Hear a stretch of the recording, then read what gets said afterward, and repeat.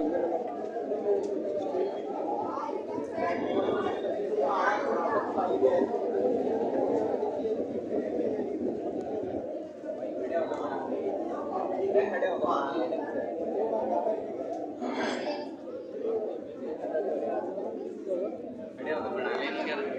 Morning everybody.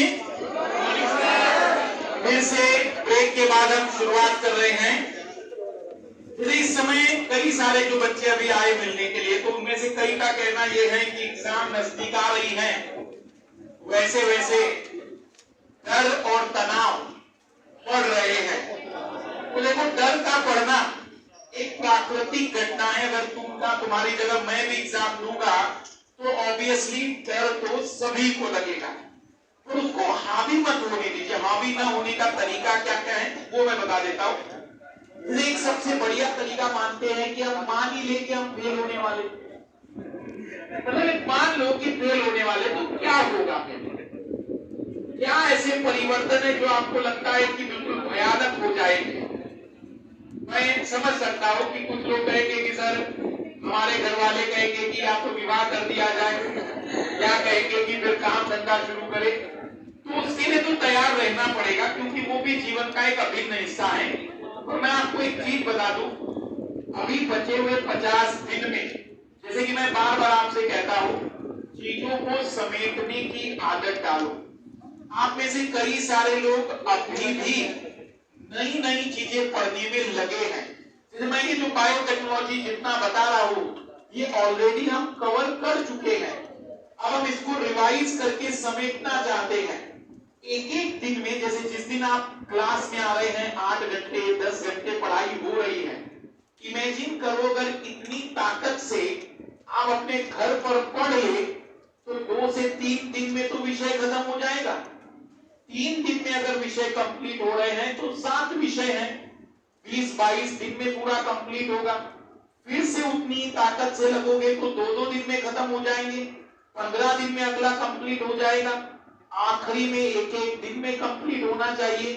आपको उतना मेहनत करनी ही पड़ेगी जितनी की इस एग्जाम की डिमांड है।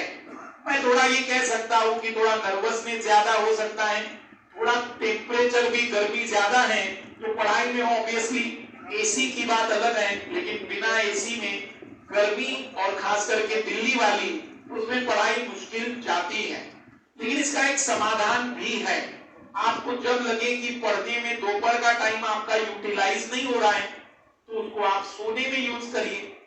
एक कारण, आप जितना भी यूटिलाइज अपने सुबह के टाइम को पढ़ने के लिए कर सकते हैं, सुबह 4 बजना और 4 से लेकर 12 इतना भी काम कर लिया ना, दिन भर एंजॉय करो।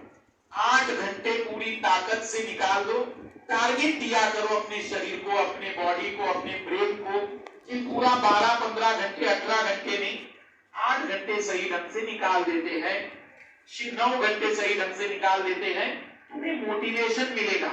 लेकिन कई बार आप में से कुछ लोग क्या करते हैं, लगे हैं, सुबह 7 बजे उठे, फिर रात के 12 बजे तक, अब बीच में कितनी पढ़ाई हो रही है और कितनी नहीं, इसको देख नहीं रहे हैं।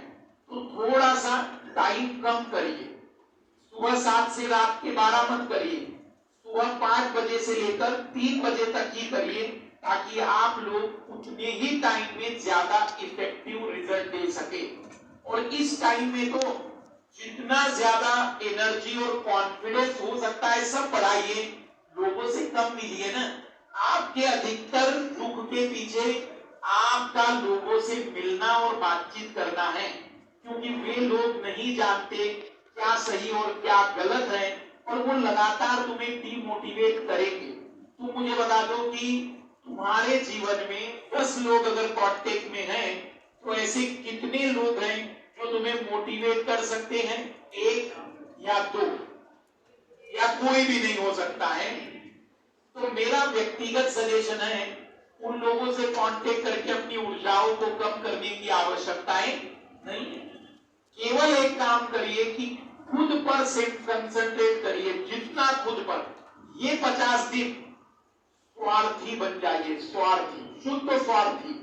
मतलब तुम्हारे दरवाजे पर कोई पानी के लिए जान दे दे बुरा लग सकता है, नैतिक रूप में आप कहेंगे कि सर ठीक नहीं, करना पड़ता है, क्योंकि जब कोई बहुत बड़ी चीज अचीव करनी हो ना, तो कुछ बलिदान करने पड़ते हैं, कुछ भावनात्मक बलिदान हो सकते हैं, कुछ अन्य प्रकार के, लेकिन वो जरूरी है, क्योंकि अगर वो डेडिकेशन तुम्हारे अंदर नहीं दिखा तो सिलेक्शन में दिक्कत रहेगी। मैं आपको एक छोटी सी बात इसलिए बता दूं, आप में से कई लोगों के अंदर मैंने एक भाव देखा है कि यूपीएससी में सिलेक्शन जो है वो नहीं होता है, या यूपीएससी में सिलेक्शन कठिन होता है। उसका कारण अगर रियलिटी में देखेंगे तो आपको एक सबसे बड़ा रीजन बता दे रहा हूं कि यूपीएससी में कठिन क्यों है। क्योंकि पिछले साल मान लीजिए 1000 बच्चे फाइनल लिस्ट में